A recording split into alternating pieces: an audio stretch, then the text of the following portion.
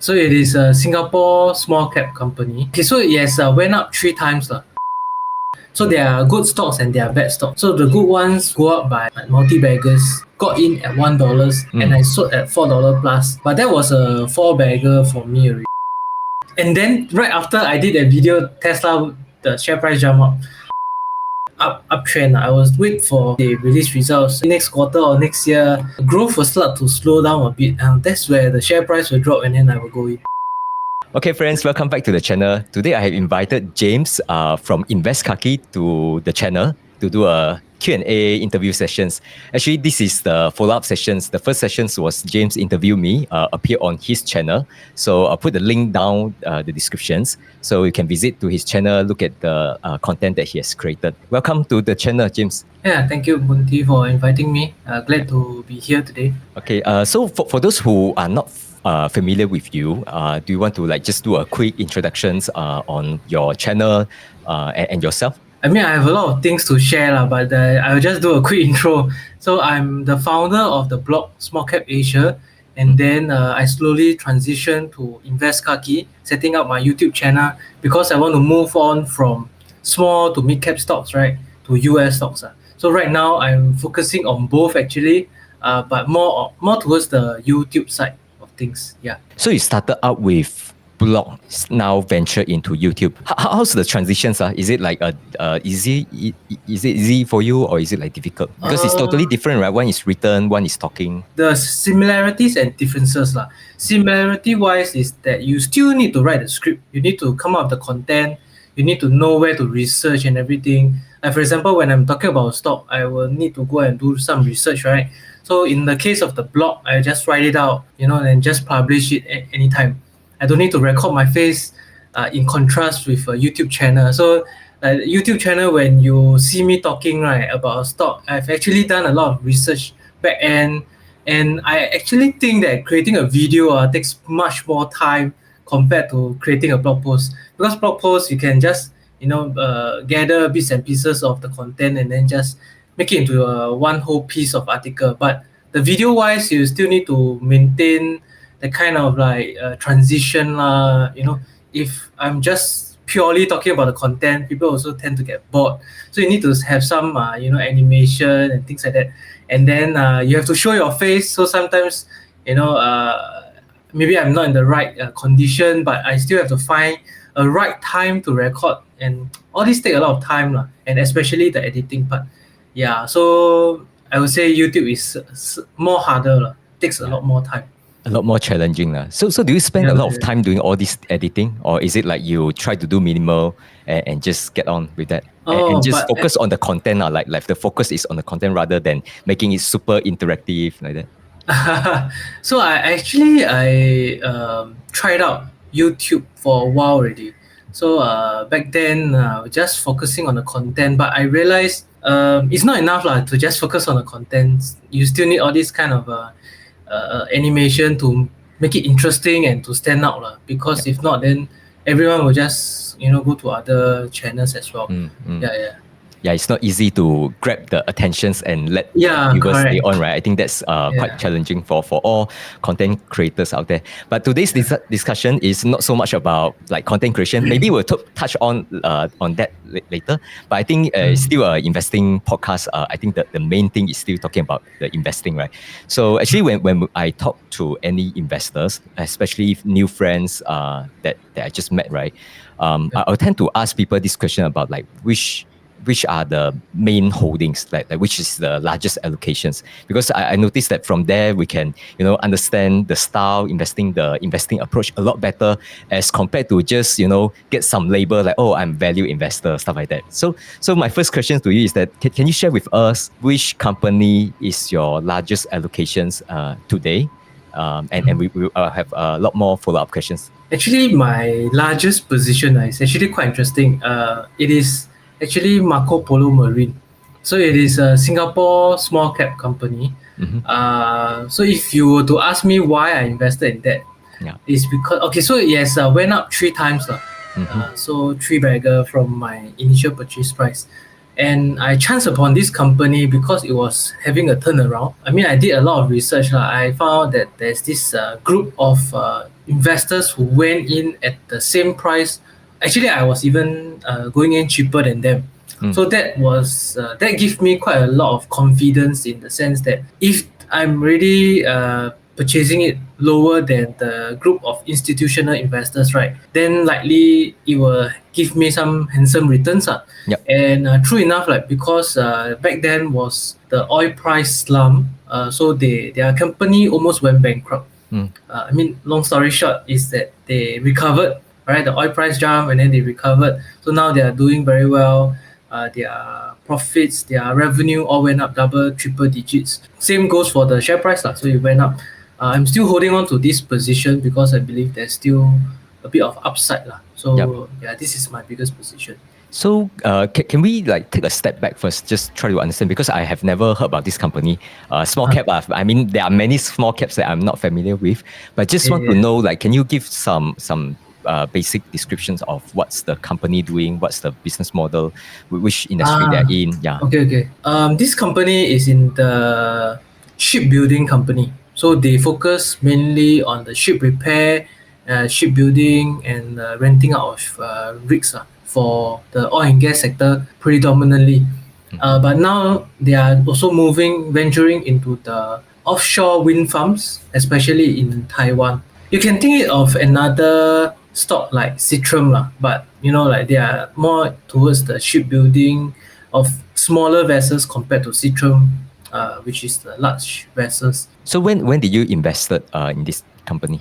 Which year is it? I think 2 years or 3 years ago.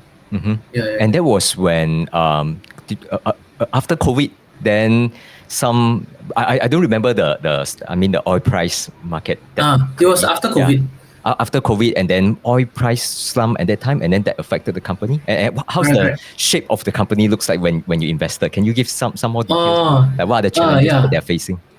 So basically, during COVID, the oil price went to negative. Yeah, so that was when a lot of companies went bankrupt. I mean, they have a few competitors who went bankrupt, and I didn't invest in the company back then. I only took a chance on it because they hit a very low point, and then the founder, or not the founder, sorry, the CEO actually went to approach all these institutional investors to so-called inject the funds in the company. And these institutional investors include a lot of household founders, like if I'm not wrong, is the Super Group, the son of the Super Group, and a few of them, so quite well known. And then they went in at the price of, I think, 2 point something cents, and back then it was just cash for them to stay afloat, pun intended.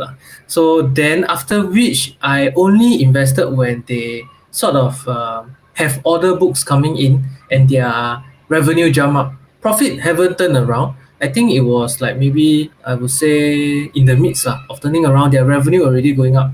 So it was like like that, and then recovery. Their balance sheet is okay because they have influx of all the cash, right, from the assets. I mean the fund managers, or the institutional investors. Yeah, so that was when I see, okay, their balance sheet is okay, their revenue is on the uptick, and that's where I pump in a bit. And then moving on to the next quarterly and half yearly results, I still see the momentum going up. Then that's where I pump in more money. So when you put on money that time, it's not like you try to catch the bottom and try to speculate, and you are quite sure that the money that you put in is not going to be, like because company get into bankruptcy, then just 100% permanent capital loss. You are not expecting that based on the balance sheet, based on the strength of the company. Correct. I wait for the turnaround to be confirmed first, then I go in. So you didn't manage to catch the lowest price but still much lower than majority. Yeah, correct. Yes. Okay. I mean, back then it was really, when times are bad, right? Like especially when you talk about oil and gas sector back then, everyone was so afraid. It's all bad news out there, like Keppel Corp, like Citrum, all facing a lot of troubles. And I don't think a lot of people would, see, this company, small caps are more, and then turning around. it's kind of unless you do a lot of extensive research, you won't have the confidence to invest in this kind of company. Yeah, so what's the allocations right now, like based on today's market value? You mean your allocation? Yeah. On in the whole of my portfolio. Yes. I would say around 10%. Okay, 10%. so even after it went up by like multi-bagger 3 times, Yeah. it's still at 10%. That means when you entered, it probably is like 1 or 2%. Yeah, around 2 to 3%. 2 to I mean, 3%. for me myself, I will also have the kind of risk management involved lah. I mean, I won't pump in a lot because I do extensive research. I do believe that there's upside and limited downside, but I still want to put my money in different areas. So now these positions, right? You have get your multi-bagger, and then basically you are betting on the company when it was facing some form of challenges, and now I think oil price already recovered, and then financial is already good. So in a sense, it's already played out. Like the market thinks that this company is going bankrupt, but you think that it will survive. So you make the bet, right? Now it's already successful. You already made your money. The question is, why do you still holding on this company instead of like, okay, like now oil price already recovered, play out, why not I just cash out and then just move on to the other companies? Why do you choose to let it stay as your largest holding? Yeah, very good question. So to be honest, I think that there's still upside because they are moving into the renewable energy sector. So back then when I made the first purchase, it was purely banging on the recovery of the oil and gas sector. But then now that I see that it's still, there's still good progress on the profit growth and everything. And they are also moving into the renewable energy sector. That's where my thesis also changed a bit lah. So in the sense that I'm still sticking with them because of the upside potential. But I'm watching closely lah, of course. And to be honest, I feel that there's still a bit of when I look at stocks, right, I actually look at the opportunity cost and the risk to reward ratio. So to me right now, I mean there's quite limited risk and there's still good upside for this stock, and that's why I'm choosing continue to hold onto it. Yeah. So based on what you shared, right, my sense is that when you buy into a company, you also pay a lot of attention to the valuation, right? Because you try to get it at a good price so that the risk is smaller and upside is larger, right? So how much attention that you paid to other metrics, for example, like their growth? Just now you also mentioned that it's in a way this company has turned from special situations, like almost bankrupt situations, to recover. Then it seems that there's growth factor in there, right? How much attention you pay to it, and what's the growth rate for this company as a whole, and also for these specific renewable sectors? Do you pay a lot of attention to growth? Maybe I just want to take a step back lah. So for Singapore stocks, right, I do see that there are more deep value plays available as compared to the US. I mean, in the US, there are too many companies, and generally, I'm not very familiar with them. But because I write and I blog a lot about Singapore stocks, so I tend to be more familiar with them. So for like there's this Warren Buffett quote that says it's better to invest in wonderful companies at fair prices than fair companies at wonderful prices. But I choose to split it out lah. So in Singapore, right, I look for fair companies with wonderful prices. That means they are cheap lah, deep value plays. For US stocks, I go for the quality companies at fair prices. Yeah, so for Singapore wise, I focus more on the downside. I mean, like the risks involved as opposed to upside. Upside, a lot of companies will always say, oh, we have a lot of upside, here growth, there growth, but eventually it doesn't play out. So, I mean, I take a deeper look at the valuations for Singapore stocks. Yeah, but for US stocks, I will look at more of the economic mode, the management team, that kind of thing, more at the quality aspects. Since these companies is only like about 10% of your allocations, do you want to share another company, that the second largest holding, or any company that you think interesting to share? Do you prefer US or Singapore stock? I'm fine. Anything that you like to talk about? Maybe I talk about another Singapore stock. I believe you have a lot of audience already in US stocks, so maybe I touch on Singapore stocks. The other company is called Sim Leisure. Sim Leisure is okay. So the context, a quick background of this stock is that it is a tourism company. If you have gone to Penang or KL or yeah, so they have this escape theme park. Yep. So it's like basically the water theme park, right? Where you take a slide and all that. This is also a founder-led company, which I have been reading up about him, and he so-called he's a very entrepreneur guy. He pump in all his money into the first theme park. It's either do or die, that kind of mentality. So I quite like this kind of founder, and that's caught my attention lah. So that was the first step, and then I look at the matrix, all the fundamental ratios, and I feel that they don't have a lot of okay, they require capex only when building the theme park, but after which, right, it will just continue running. It's like Disneyland or whatever theme parks, right? You build and then that's it. You can keep generating free cash flow from there. What I like about this is that it's low tech. So their focus is on low tech. So this is and it's tested and proven. So there are a lot of visitors and all that. So I quite like this kind of business model. It's simple to understand, and I also went in at around 30 cents. Now it's 60 something cents, so double lah from my purchase price in the beginning. And recently they had AGM at the Kidzania Singapore, but I'm unfortunately not able to make it. But like based on Kidzania, I do some max calculation on my own, right? It's supposed to generate, I think, around 12 million revenue, like quite substantial lah. Just for the Kidzania itself. So I think there's still upside, and they are exporting this concept, this theme park to the Middle East countries like Dubai, UAE as well. So yeah, there's another Singapore stock. Yeah, just curious, like companies like this, right? I also heard about this company before, although I've never visited their theme park. So, like, what is the growth rate that they have? Like, do you looking at that, or it is more like a stable revenue kind of company? I would say more stable lah.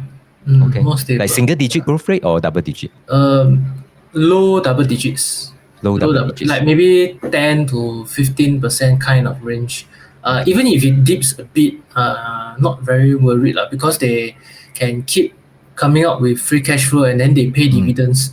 Yeah. So it's like a value, growth, and dividend play altogether. For their valuation, back then when I invested, it was below 10 times PE.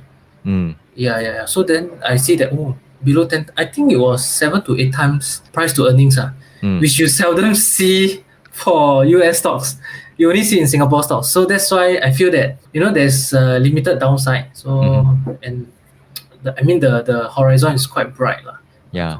So basically, you look at all these small companies because there's more opportunities for them to grow, and then at the same time, the valuations is like it's very reasonable, and then they are generating free cash flow. So you just stay along with the founders, lah. Yeah. But my follow-up question on this is that you mentioned the company is managed by is founder-led, right? So how much attention you pay to the management, and also do you really like have to study into the founder, understand his philosophy, that kind of things? Do you do deep dive on this kind of from this angle? I pay attention to a few aspects when it comes to the management team lah. So one thing is, do they do promises and do they keep their promises? So like let's say they have 5-year goal, are they able to achieve that, or like they just say for fun, that kind of thing. Second thing is their insider stake. Do they have a stake in the company? I think that's very important, especially for Singapore companies. I mean, US, because it's very big, you tend to have founder and then they pass on to the CEO and that kind of thing. But for Singapore, it's only so small market size. If you are not going to be there for the company, right, then who else will be helping out, that kind of thing. The last thing I see is optional lah, but the last thing I see is whether they are buying back shares, whether themselves like insider buying or the like shares buyback. Like when prices go down, do they do shares buyback and that kind of thing. So these are 3 main factors that I look at for management team. Yeah. So actually, like both of these companies that you just mentioned, they are small cap, right? Can I understand your investing mindsets? Like, why do you attracted into like small cap? Is it that you are looking to, like kind of opportunities to 10x, 100x, or is it like just because of the valuation metrics that you have after filtering, somehow they end up mostly are small cap? Which are the situations that you are facing? Maybe I just share because I wrote about small cap stocks for the past 7 to 8 years, and then I have had success, so-called a track record, investing in this kind of small companies using this kind of limited downside and a lot more upside kind of plays. So I mean, I believe that that's where I can have an edge. So I continue to do it lah. Although I mean, a lot of Singapore investors they prefer REITs lah, banks that kind of thing. But I still stick to finding this kind of hidden gems lah. I would say, yeah, because I have a track record and I'm able to do it. I mean, I like doing this kind of research lah. Checking out on the management going down to the place and see that kind of thing, which not a lot of people will be able to understand from my point of view. Yeah. So you enjoy the process itself, not so much about just like large cap is more stable, like not don't have this kind of small cap stories, founder led stories. Correct. Growth also is different level, right? So do you still invest in let's say like Singapore market, right? Do you still invest in like banks and REITs, because these two will be the majority of the STI and majority of Singapore market, right? By market cap. So do you still invest in those, or you stay away? I invest in the banks, but not so much on the REITs because I believe that for REITs, right, it is more of a yield play or dividend yield play, which I will maybe go in when I'm about to retire, that kind of feeling, which like I know maybe I have amassed quite a bit of retirement funds, maybe 1 to 2 million. Then I know, okay, set for life, I will just pick and choose some REITs for me to get the passive income. But right now I'm at that stage where I want to grow my capital, so I'm focusing more on capital growth instead. Actually, just want to understand, like you mentioned, the largest, second largest also is like not double digit allocations, right? So if each of your position is like, let's say between 2 to let's say 10%, right? So I guess you will have roughly about maybe 20 to 40 stocks. Is that the compositions in your portfolio right now? Not so many. Okay. I think maybe 20 would be a safe number. Yeah. So my question, because for Marco Polo Marine, I mean, because I'm also a bit worried or skeptical at the beginning, so I didn't put a lot. But somehow my thesis play out and it 3 times. But I tend to put 5% or allocate 5% to each position that I have. Yeah. So my follow-up question is like, if you have 20 positions, right, which I also think that is quite a number. Like I won't say it's like super diversified, but still 20 companies to follow their stories, to go and understand whether they have been fulfilling their promises. There's a lot of things to follow, right? Is that too many? Like, is it too diversified? In a way, because some people will say that, oh, if 20 positions anyway is so diversified, why not we just have a ETF to cover the market, right?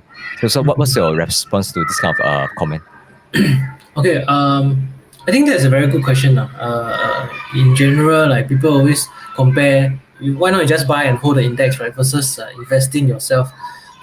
Personally, I like the process because I like to do a lot of stock analysis. For these 20 stocks that I have, I have US stocks, and they are more quality companies.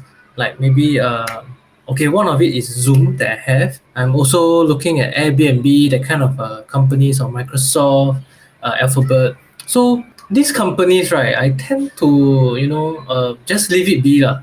I mean, I am confident in their long-term prospects, so I don't tend to. I just put it in my watch list. Like for example, I have a Google watch list, right? Then I just see when there's a spike up in price or there's a significant drop in price, then I will go and take a look. Oh, okay, what happened? If it's like maybe just temporary news, then I'm not too concerned. I just leave it be. Like for example, I think I own Disney. So Disney, I think dropped 10% yesterday, right, or the day before. Yeah. I think just after earning release. Yeah, so then I read about the articles from various points, the bulls, the bears, and see, okay, maybe I just continue to hold. So I'm not so worried lah. I mean, the long term story for me is still there.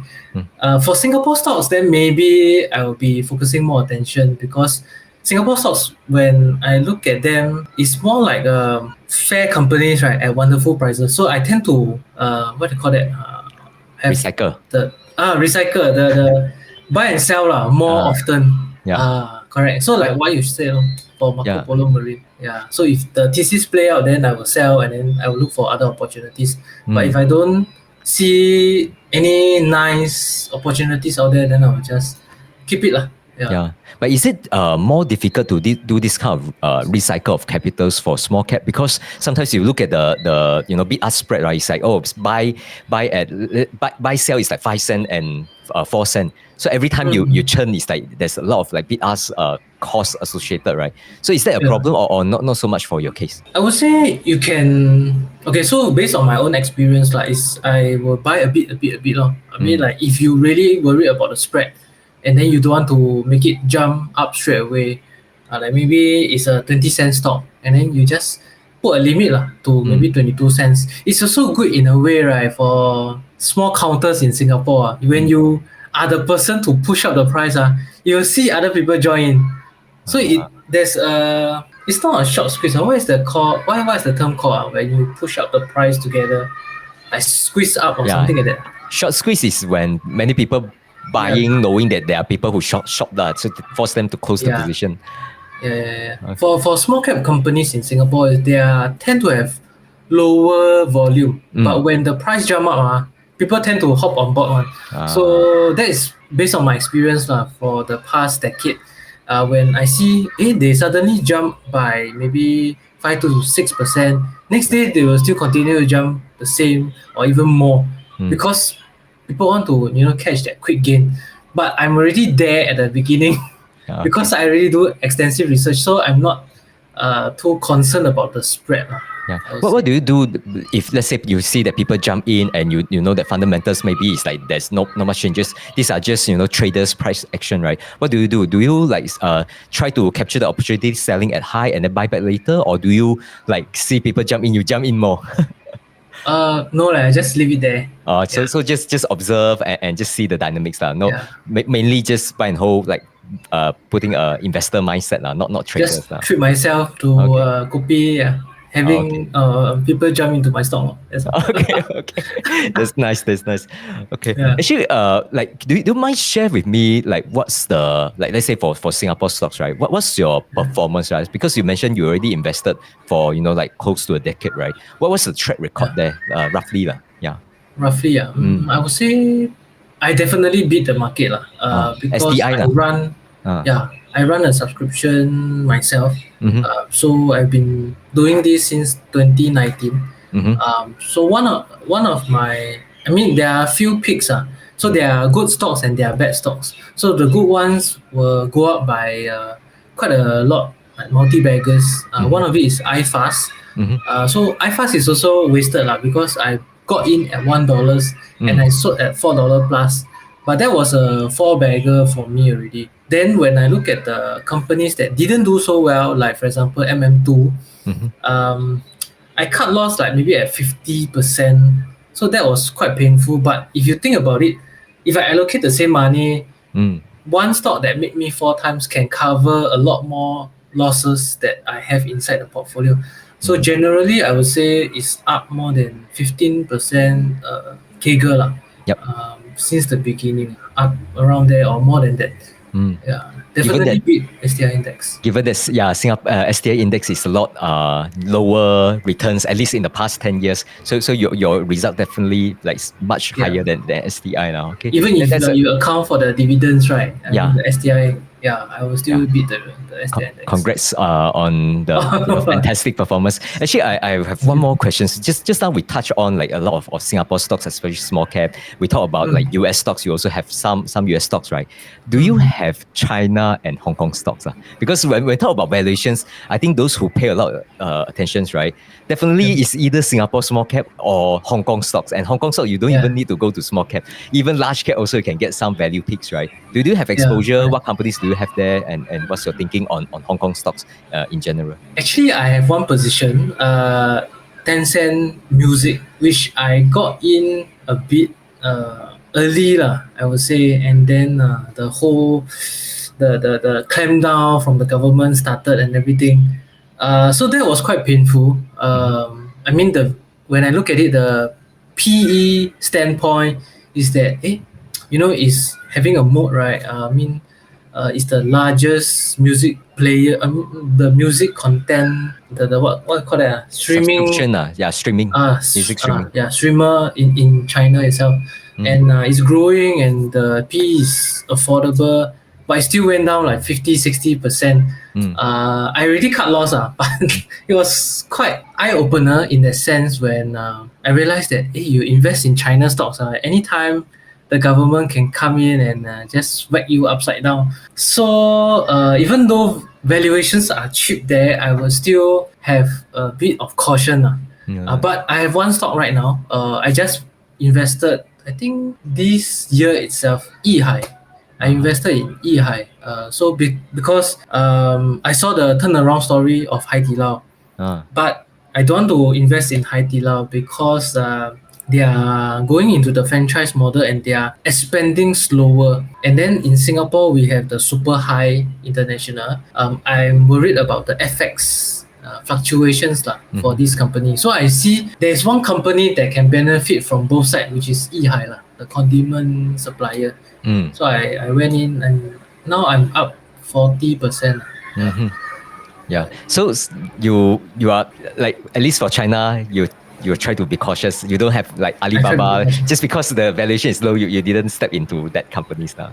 Actually, I did sell Alibaba put options. Okay. Yeah, last few months. I mean, I'm following. I remember Alibaba dropped to around 65, so I sold options at $60. I'm thinking if you go down to there, the P is like 10 times. Still okay lah to buy and hold. Then I just sell options. So I sell on a monthly basis to generate income. But in the end, it went up, so I didn't catch the. So how? Let's say, for example, let's say the entire mood change, and then global institutions funds come back to Hong Kong, come back to China funds, and then suddenly the government also changed the tone, try to be supportive of companies, and then yet the companies, let's say the price went up a little bit, but fundamentals still strong, valuation still looks reasonable. People, those like long-term China bulls are making money. Will you change your mind and invest in this market, or will you say that okay, the political risk is just too uncertain, and you try to still continue to stay cautious? So essentially my question is like this cautious view, right? Is it like short term depending on situation kind of view, or is it like long term, like you just don't want to get exposure because of how uncertain it is? Okay, I sort of have a long term view of how I want to play or rather invest in China and Hong Kong. So I'm not going to target the tech sector anymore. I mean, for Alibaba, I'm planning to sell puts, right? If I got a position, I will sell call. So it's like more for generate income. But trading. I'm focusing more on the consumer sector because China has 1 billion population. There are a lot of consumer stocks out there as well, so I don't really think that I need to just focus on the big caps out there. I mean, Tencent and Alibaba is still good companies, quality companies, but maybe I will just stick to the US because I've been burned pretty badly. Scared for Tencent Music, I scared already. I think sometimes it's like this. We because even for those who have, investing experience, but it doesn't mean that we have experience in all market, right? So sometimes it's like you don't have experience to certain markets, sometimes you don't have experience to certain sector. And then whenever we get in, we are still a newbie, right? Regardless of how much experience we have investing in something that we are familiar with, right? So sometimes we still like learn along the way and then just adjust our approach along the way. Like, I think this is quite common among all investors. Okay, I want to like go into US market a little bit more. But before that, just want to understand roughly, do not have to give like in details, right?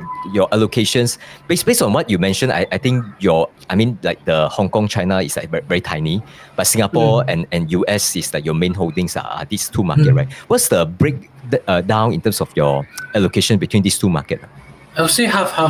Okay. Half. So US position also not small, okay? Yeah. So what was your view on US market as a whole? Because whenever you know that whenever we talk about US market, people always tend to complain that it's too expensive because of all this QA and stuff. So interest rate was low, and then now it's higher, but the valuation doesn't come down as much, right? Still quite expensive, regardless of which metrics that you look at. Would that make you stay away from investing too much just because of the valuation, or you apply different mindset when it comes to US market? Okay, so when I look at the US stocks, right, or like the economy kind of thing, I have a different standpoint lah. So a lot of people focus on like maybe the economy, what the economy is doing, but I go one step down, which is I look at the industry. So I look at whether the industry is growing or not. Like for example, when we talk about the trends, right, it's like cybersecurity lah, AI lah, cloud computing, and then a lot of these trends are involved. So if the trends are intact, circular trends, and the industry is growing, right, I just look for the so-called the players inside, the maybe the two or three main players inside the industry itself. So like for example, cloud computing, we know there are only three main players lah, Amazon lah, Microsoft and Google. So I tend to just focus on that lah. So even though maybe the economy will do badly or whatever, but if the industry is growing, then I mean the company will still have good results. So not so worried on that front. Yeah, just quickly touch on the companies that we mentioned in our first interview, because as mentioned, right, I have holdings in Tesla, I have holdings in Nvidia, and these two companies is always framed by people as like, oh, these are hype, AI hype or EV hype, but EV hype bubble already popped. So what's your view on these two companies? Let's start with Tesla first. What's your view on this company? Oh, Tesla. Very interesting. Actually, I did a video about Tesla is one company on my watch list. And then right after I did that video, Tesla, the share price jumped up because must be you pushing up the price. No, because Elon Musk went to China and then talk about the FSD. So I didn't manage to catch it, unfortunately. But I really like the optionality aspect of Tesla in the sense that it's not an EV company. It's moving into like robotics. All this. Just imagine last time nobody has a smartphone, but now everyone has a smartphone. But if in future the household everyone has a robot, then it's definitely a massive market for Tesla. But in terms of managing the volatility, that kind of thing, I would say even if I were to open up or initiate a position in Tesla, it will be like Marco Polo Marine so maybe just 2%, 3%, 见好就收那种 like even if it drops, I will be still able to average down or that kind of thing.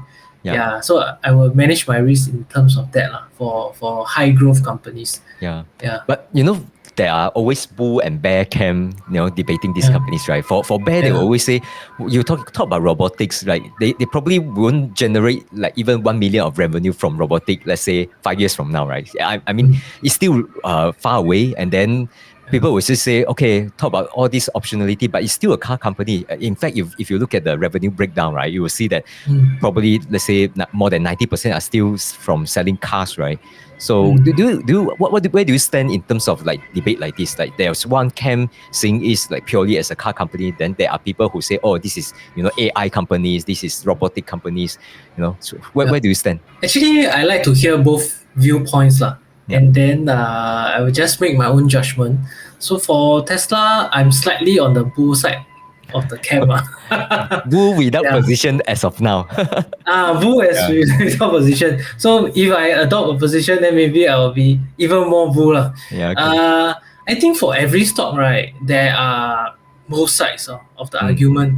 Like for example, I like Disney because it's within my circle of competence. I have went there before with my family, my kids, and then I just see that people just spend the money and that kind of thing. For Tesla, what I feel right is the brand equity that when I think about EVs, although there are so many brands out there, I will still go for Tesla. And if let's say there are new stuff coming out from Tesla, like maybe a robot or something, for consumers, I will still go for Tesla because it's, why when like for example Coca-Cola, right, you put a can of some no brand and one with brand, Coca-Cola brand, right, people will still flock towards the something with a brand because people know that it's tested and proven, there's the quality synonymous with the brand itself. So for Tesla, I feel it's not so much on like maybe the EVs or whatever. It's more on the brand. People associate quality with the brand. If I were to drive a car next time, I mean, my dream car is actually a Tesla.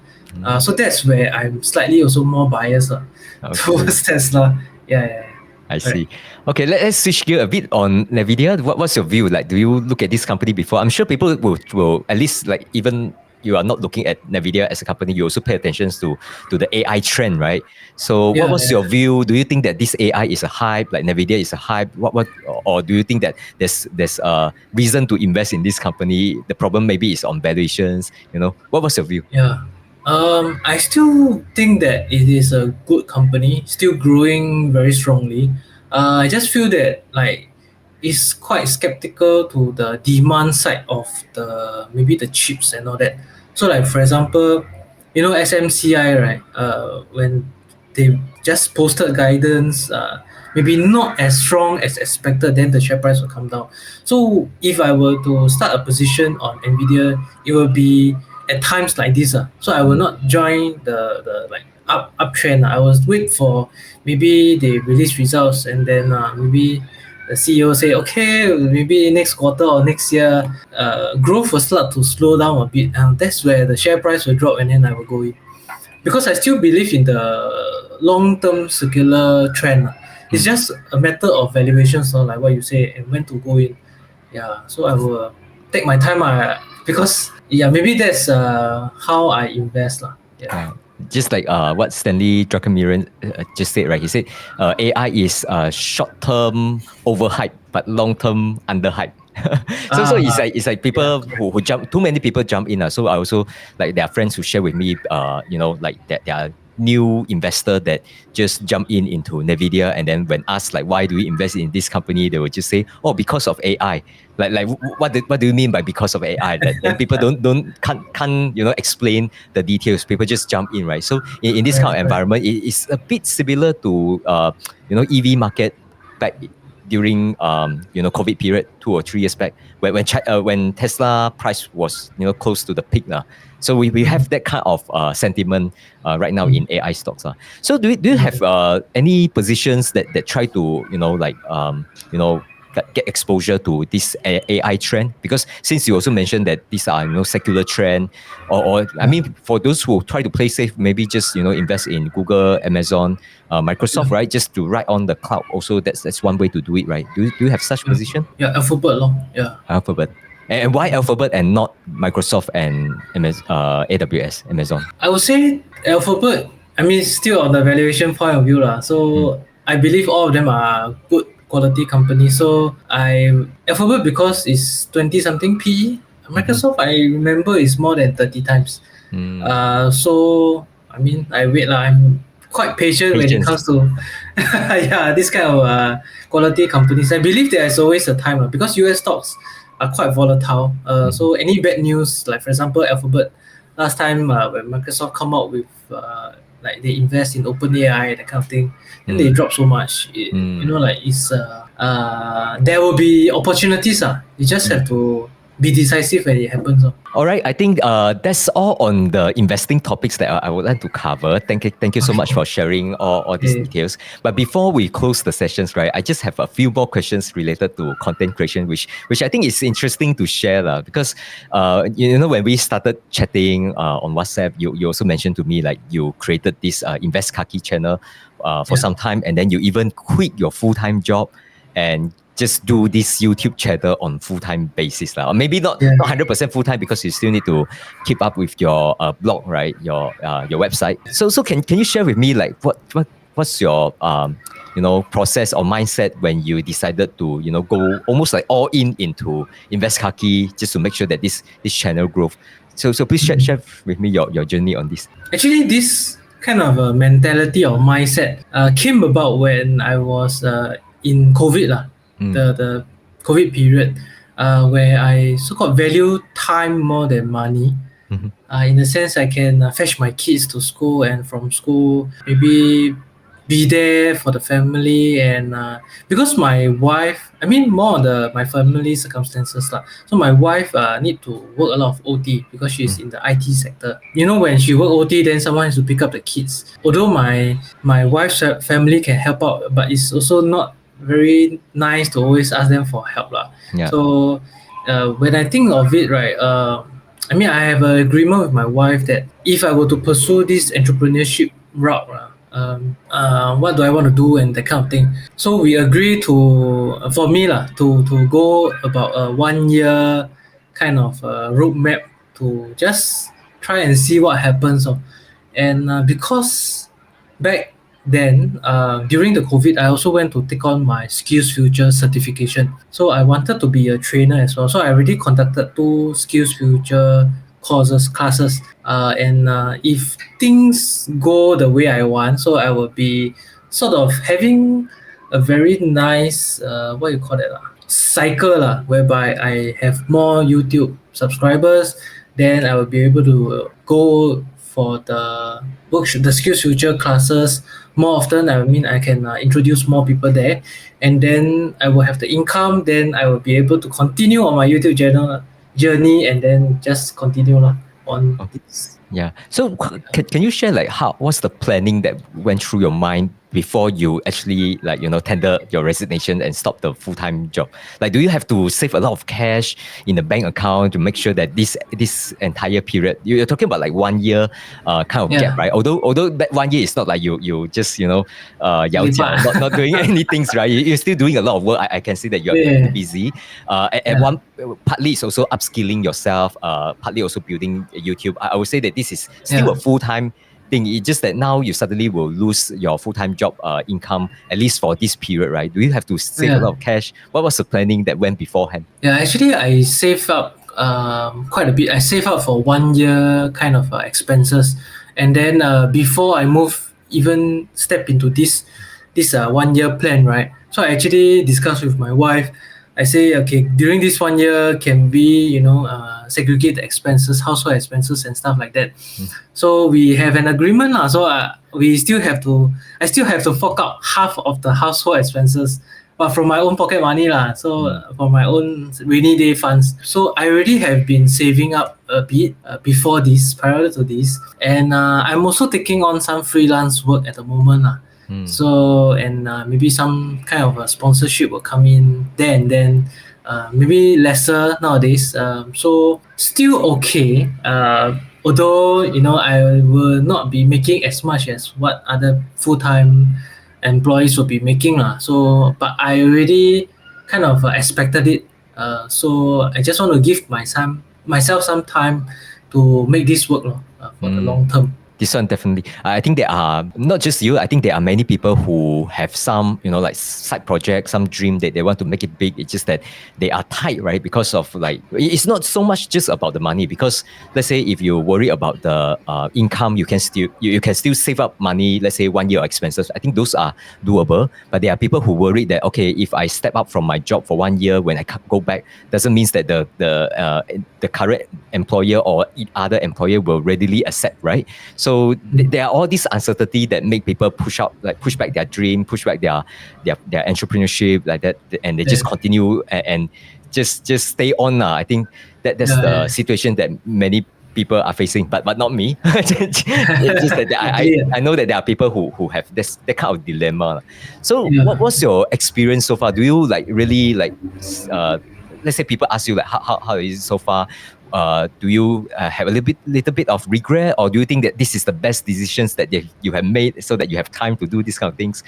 What's your like, because it's already like few months into it, right? Any review from that? I mean, I didn't regret my decision because in terms of the decision, I would have put in more effort lah. I mean, when you step into this kind of entrepreneurship mindset, right, it's always like maybe not enough. You need to come out with more and more. You need to improve yourself.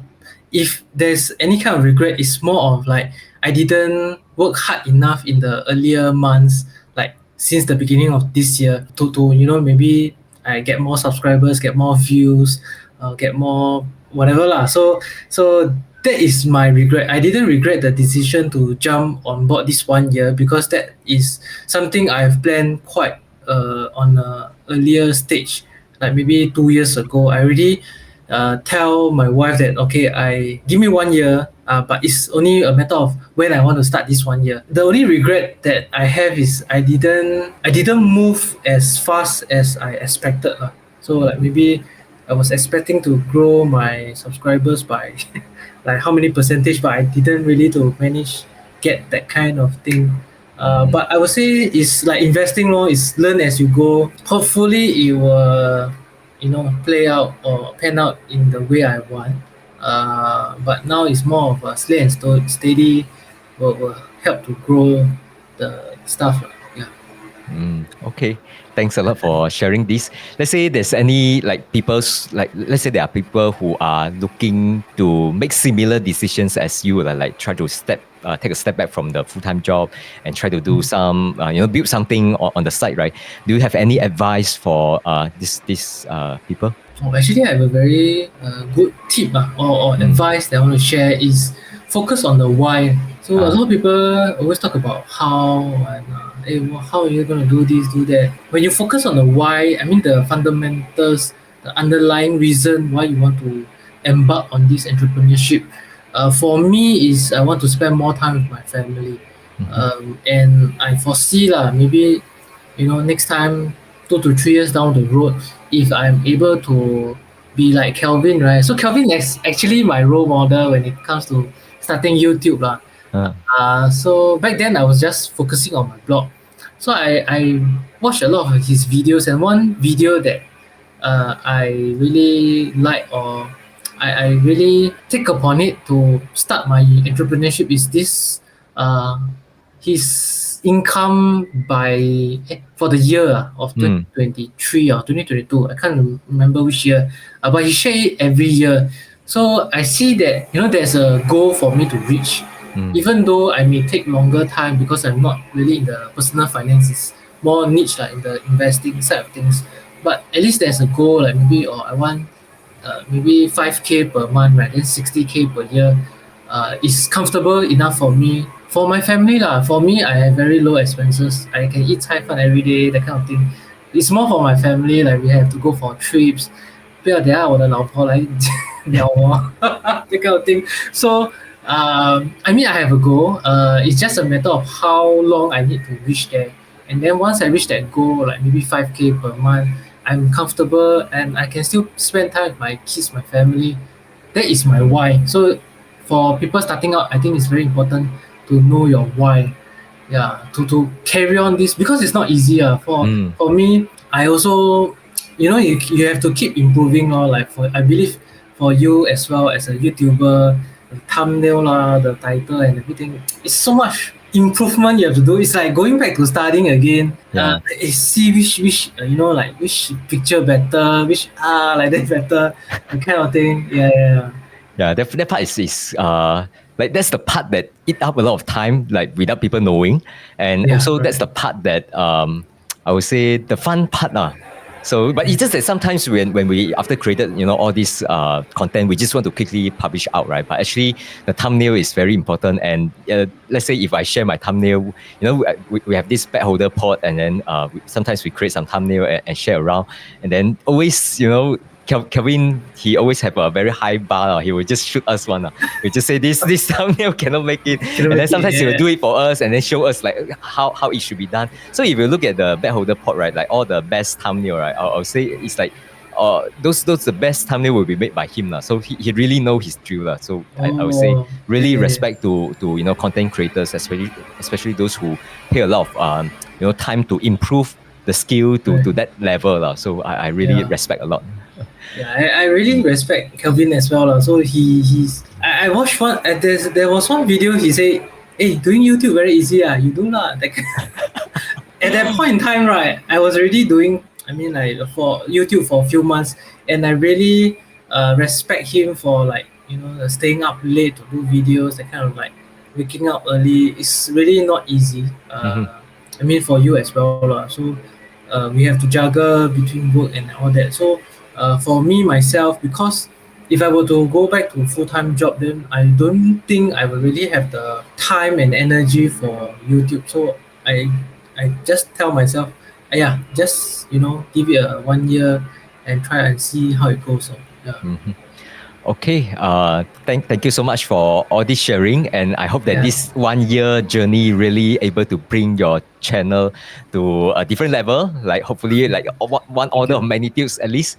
And for those who are new, like you haven't visit Invest Kaki channel, you don't know about James, I'll leave the all the like YouTube channel link down at the descriptions. Please go to his channel, watch his content, and then subscribe to his channel, and also follow this channel, subscribe to this channel if you are new to this channel. Thank you so much for watching, and see you in the next one. Okay, thank you, Bunti. Thank you. Bye Bye bye. bye.